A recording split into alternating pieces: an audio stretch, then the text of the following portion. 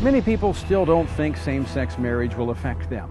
I even put this concern to the chairman at the time of the school committee. A little girl saying, "I love my girlfriend, I must be gay." And he said, "David, I have no problem with that whatsoever." In our new documentary, The Problem with Same-Sex Marriage, we sent our crews out to document the impact of same-sex marriage. You'll be surprised by what we found. The little black book, Queer in the 21st Century, it tells kids how to perform homosexual sex acts.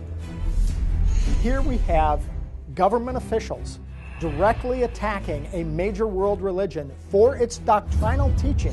The president is being hypocritical in his stances. He is defending his federal health care law in court, and yet DOMA has been upheld 4 times in federal court, and yet he's decided it doesn't deserve to be defended.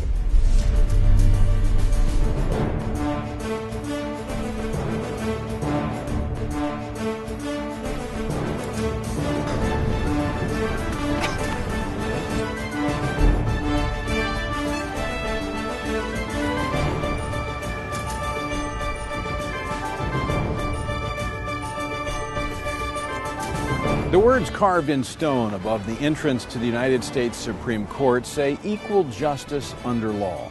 But since the court issued its Roe v. Wade ruling in 1973, justice for 50 million Americans is forever lost.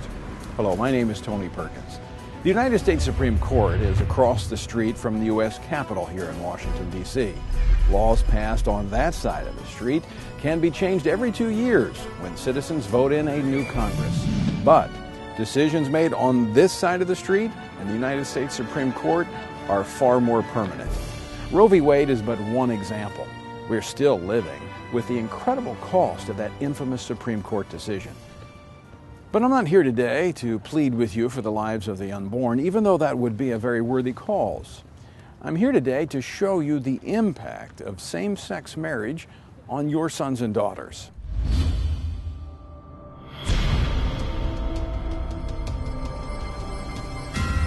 Same-sex marriage is currently recognized in 5 states. Meanwhile, 30 states have enacted constitutional amendments that define marriage as a union of one man and one woman. But that could all change based upon what the Supreme Court decides. I think it's very likely that the Defense of Marriage Act is going to end up before the U.S. Supreme Court. Federal DOMA, or the Federal Defense of Marriage Act, was enacted in 1996 by an overwhelming margin in Congress. Signed into law by President Clinton, has now been the law of the land for 15+ years. This law defines marriage for all purposes under federal law, which we know there are 1,100+ places in federal law where marriage intersects with federal law. Defines marriage as the union of one man and one woman. But this is being challenged by advocates who want same-sex marriage. DOMA not only had a setback in a recent court case, it also lost its primary defender. The Attorney General wrote a letter to members of Congress stating that they meaning the Department of Justice, was no longer going to defend the Defense of Marriage Act in court. They based this on their view that it was unconstitutional. It's not up to the President of the United States to determine if something is constitutional or not. That's what we have the courts for. And so he ought to defend the law and let the courts decide on any constitutionality. The basis that they're using to attack this statute is that there is some sort of, quote, right in the Constitution to homosexual marriage. Well, if that right exists, then that's in the federal Constitution. It now completely trumps every state law, every state constitution, and essentially what they will have done is forced same-sex marriage on the entire country without anybody even having the right to vote on it. I was offended because it is the job of the President. The President of the United States takes an oath of office to uphold the laws of the nation, and it is the rule of law that separates us from some of the regimes across the world where you have so much lawlessness. The President is being hypocritical in his stances, where on the one hand he is defending his federal health care law in court, even though there have been 2 federal judges that have ruled it unconstitutional. And yet DOMA has been upheld 4 times in federal court, And yet he's decided it doesn't deserve to be defended and has instructed his Justice Department to not defend it anymore. It doesn't make any sense at all. The Defense of Marriage Act, known also as DOMA, defines marriage for federal purposes as the union of one man and one woman. The law also prevents one state from imposing same-sex marriage on another state. The law is currently being challenged in at least 10 pending cases across the nation. One will most likely find its way to the Supreme Court very soon. The outcome of that case could change the definition of marriage nationwide forever.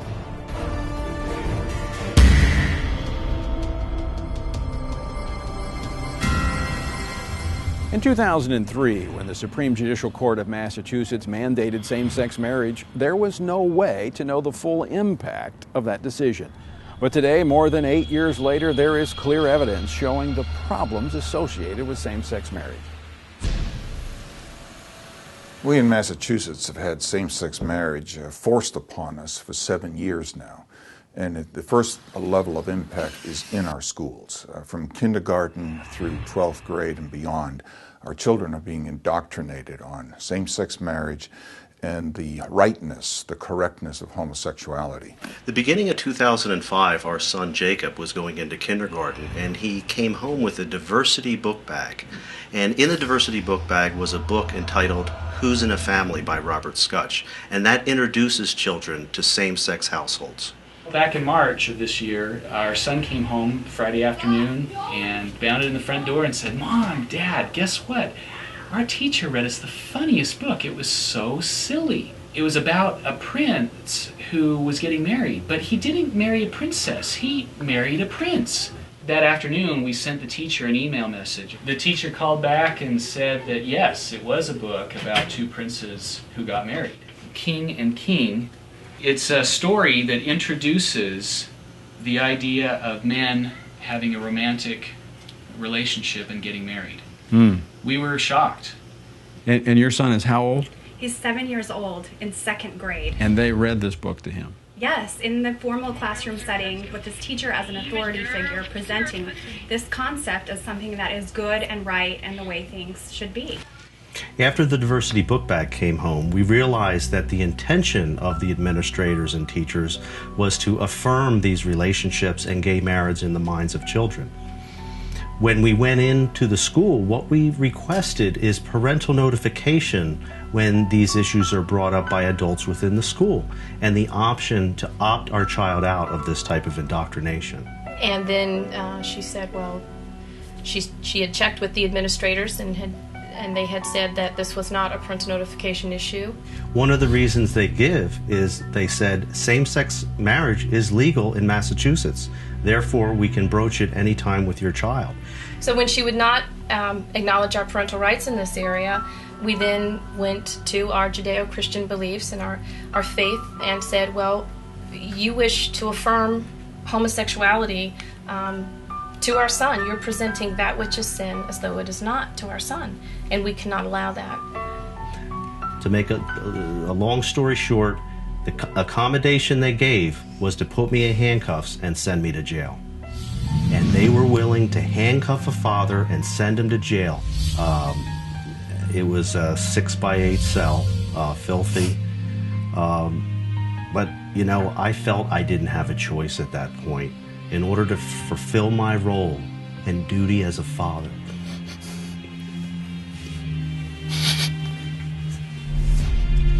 So we filed a lawsuit. Long story short, the district court said that they didn't think we have a parental right to be notified in this. The federal court judge Mark Wolf ruled to dismiss our case. Every citizen should take the time to go read his judgment. He spoke about this book, Changing Minds, in which, to paraphrase, he believes that it's the school's job to change the minds of the young children, that they are indeed young and impressionable. So it's translating directly into what the courts did on gay marriage, and then teaching the children it's okay. And in fact, you could be gay too. I even put this concern to the chairman at the time of the school committee. A little girl saying, "I love my girlfriend, I must be gay." And he said, David, I have no problem with that whatsoever, about children being told this and thinking they're gay at a very early age. One mother shared with me how she and her son were out doing yard work, and a neighborhood child came up and asked at the age of 6 or 7 years old if it was all right for this little boy to marry her son when he grew up. And the mother was aghast and said, well, no, of course not. That wouldn't be right. And the little boy said, oh yes, in Massachusetts, I can marry a man when I grow up. Children and teenagers are at a time in life where they're still figuring out who they are and what they like, and their identity is still evolving. And so when they begin to label themselves as homosexual, gay, or lesbian, bisexual, when they adopt those labels at a time in life when they're still evolving, that can have the effect of closing out other options for themselves. My name is Brian Kamaker. I'm president of Mass Resistance, a pro-family group in Massachusetts. Here's an example of something that was that was at Brookline High. The Little Black Book, Queer in the 21st Century. This was picked up at Brookline High School at a gathering of teachers and kids pushing the gay agenda at that school. This is so disgusting that I can't really read it to you. It tells kids how to safely perform a variety of homosexual sex acts. It tells where you can meet other kids who are homosexual or homosexual men. It was published by the AIDS Action Committee with money, as it says, from the Boston Department of Health, the Massachusetts Department of Public Health, and other groups that get public money. The Holy Grail is same-sex marriage is legal, therefore you can't stop us from talking about it.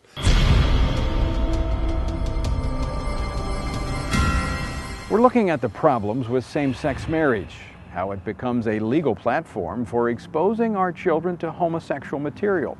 We've seen the problems with introducing elementary school kids to same-sex marriage, and how same-sex marriage inevitably undermines parental rights.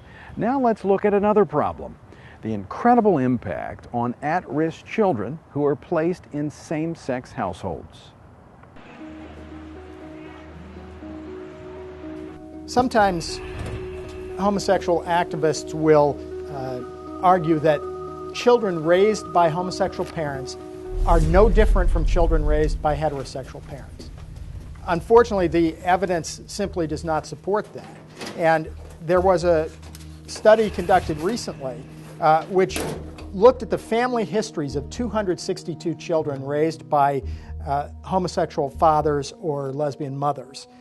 And it found that the percentages of children of homosexual parents who themselves became something other than heterosexual, gay, lesbian, bisexual, or unsure of their sexual orientation, ranged from 16% of those children to as high as 57% of those children. Daughters of lesbian mothers had the highest rates, anywhere from 33 to 57%. Just to understand, the percentage of the total American population that identify themselves as either homosexual or bisexual was 3.5%, according to a very recent study. If you want to talk about the ratio, it's somewhere from 5 to 15 times as likely to be homosexual or bisexual as the general population. Children raised by homosexual parents turn out very differently from children raised by heterosexual parents.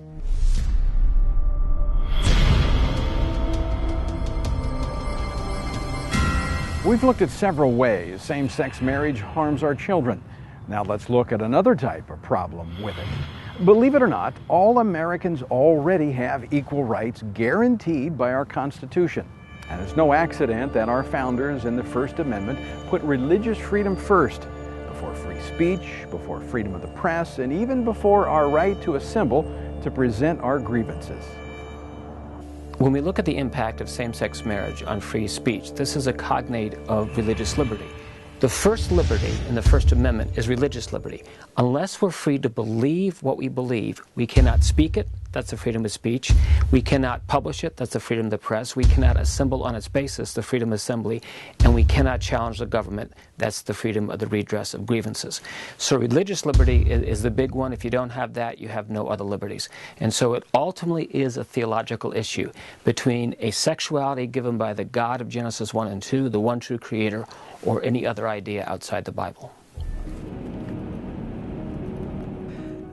Setting Love and Order, I wrote Setting Love and Order about 15 years ago. It was published.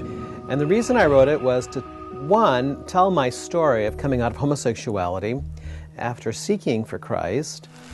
So I use my story in the book as a thread to show that homosexuality can be changed. And after writing the book, I got married and had 5 children.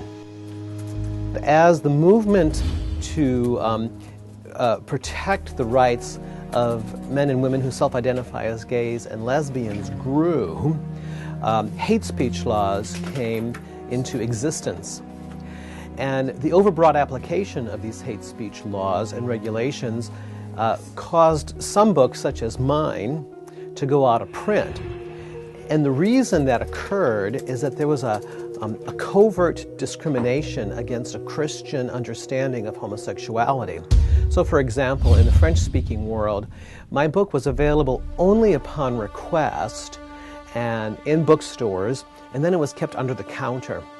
And what happened over time is that it was declared, actually on French television at one point, to be a dangerous book. The important thing is that for those of us who don't want to self-identify as gay, whose same-sex attractions are unwanted, we now have to fight for our right to seek out this kind of help. For example, recently, Julia Ward at Eastern Michigan University was removed from the graduate program when she, as a Christian, said that in good conscience she could not give counseling to a gay couple. She talked to her supervisor in her program, and the supervisor said, well, just assign them another counselor in training. And so that's what happened. And unless she signs on the dotted line of a particular ideology regarding same-sex attraction, she can't get her education. Legal experts agree that religious freedom and same-sex marriage cannot coexist.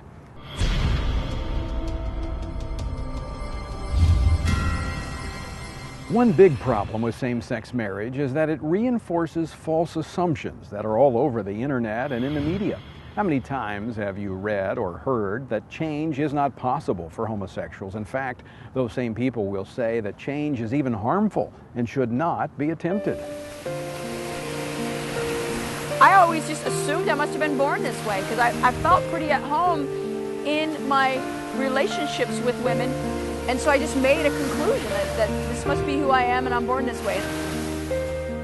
While the general public seems to believe that people are born gay and can't change, that has not been the conclusion of researchers. There are so many people who find themselves with homosexual attractions and don't want to be homosexual. They don't want to identify as gay. They want another option for their lives.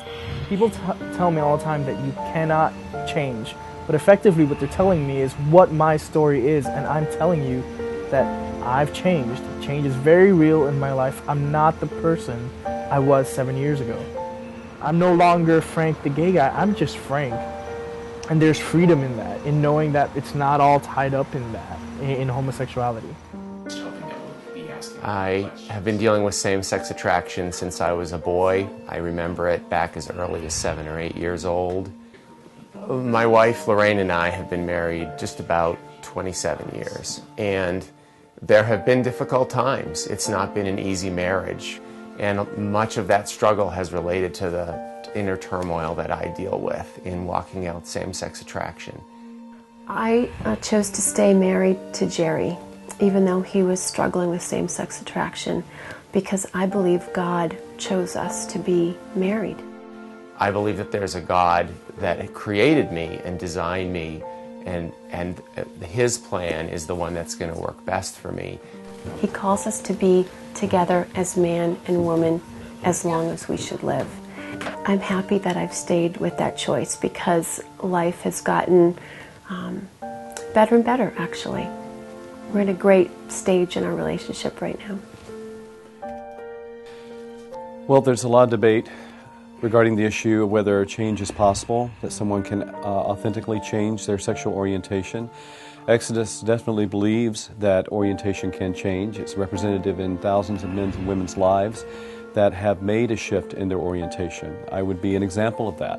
Someone who was exclusively same-sex attracted for most of his life and experienced a significant shift in orientation to the point to where I can be happily married to my wife and have a fulfilling and deep marriage. This is a deeply personal subject to me because I not only work with men who are in conflict over their homosexuality, I have been a man in conflict with his homosexuality and know very well what it's like to reach a point of saying, Lord, I have this condition, I did not ask for it, but I don't know what to do about it. Where do I go from here? My name is Joanne Hiley, and I definitely had problems with lesbianism for 10 years of my life, ages 13 to 23. And I did have complete freedom from homosexuality. I had no desire for any woman. I was crazy about my husband. Over the 33 years that I've been counseling people, I've actually counseled one-to-one around 1,500 people. I just rejoice in God and in His power to set people free from homosexuality. So, you know, they can say all they want to about how no one can change, but they can't fool me. I see it and I work with it, and it's real. And really, when I received the piece of paper from the health department that said, you know, that I had contracted HIV, you know, it was right there. It was a death sentence. There are many people who claim that it's harmful for a therapist to try to help someone change in their sexual orientation. And so when clients come in saying, I have these attractions, these homosexual attractions, and I don't want to be gay, there are many people that say therapists should not assist those clients in achieving their goals for their lives because it's harmful. Yet the research reveals that it is not harmful. There have never been research studies that have concluded that therapeutic attempts to change sexual orientation are harmful. In fact, it's unethical not to assist a client in seeking to accomplish their goals for their lives, including their goals of living a life beyond their homosexual attractions.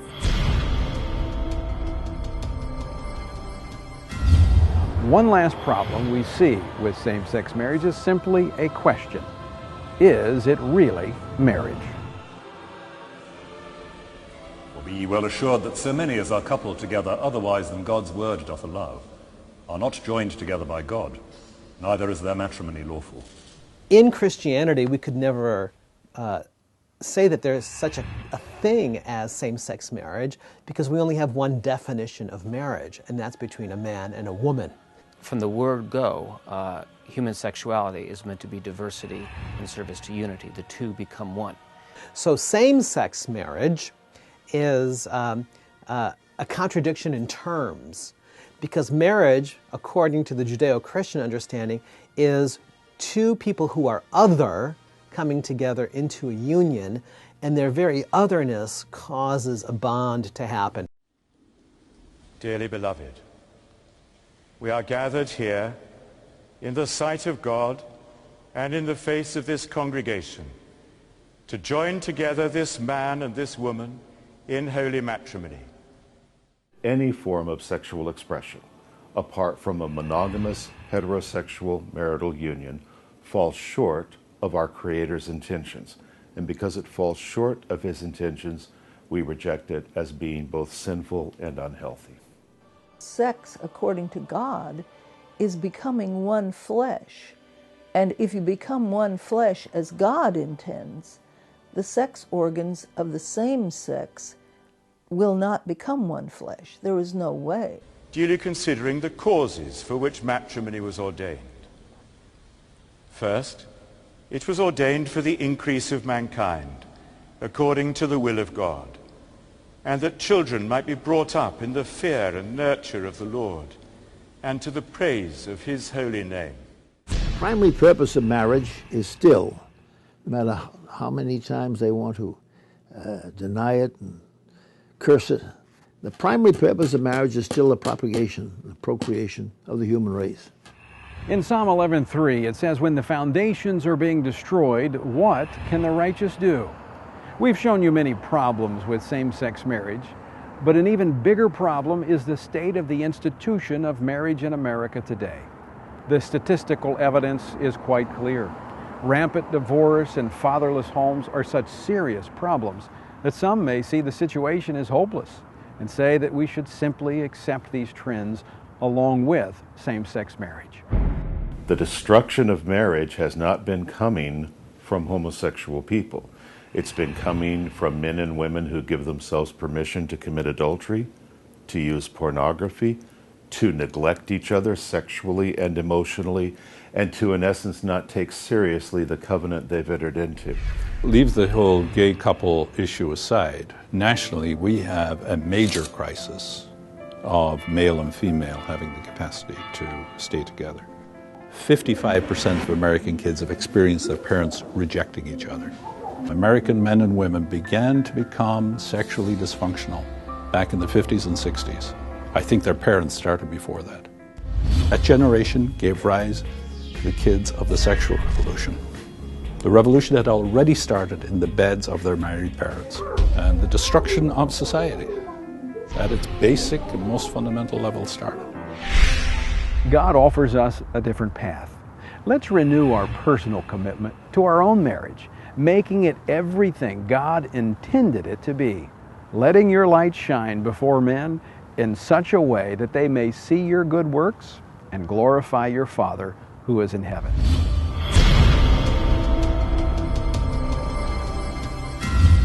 What to do about all of this? Well, remember, we don't elect judges to the Supreme Court. We elect a president who nominates these justices, and we elect a Senate that confirms them. Then they serve for life. So, who you choose as your senators and who you choose as your next president makes all the difference on these critical moral and social issues like life and marriage. 80% of Americans identify themselves as Christian. With the Supreme Court in mind, I encourage you to open your Bible and do what it says in 1 Timothy chapter 2. We're all commanded to pray for all of our leaders and those in authority, so that we might lead peaceful and quiet lives. Pick a justice, pick one that you agree with and one that you don't, and pray for both of them on a regular basis. Thank you for watching this sobering presentation about the realities associated with same-sex marriage. For the Family Research Council here in Washington, D.C., I'm Tony Perkins.